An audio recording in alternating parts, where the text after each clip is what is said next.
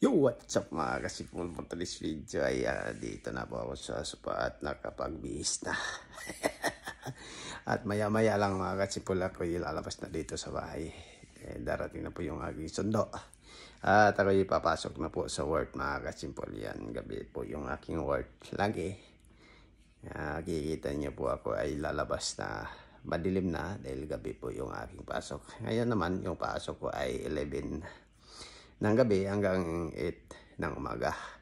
Alas 8 ng umaga hanggang yan ang uwian ko mga kasipol sa ngayon. At bukas naman 8 to 5 na naman yung aking pasok. Alas 8 ng gabi hanggang alas 5 ng madaling araw. Ngayon medyo gabi na po. Mas maganda pag ganito po yung schedule kaysa 5 to 2 po yung pasok mo. Mas maganda yung 11 to 8 ang pasok dahil mahaba-haba po yung pahinga at tulog mo mga kasipol. Yan po mga kasipol.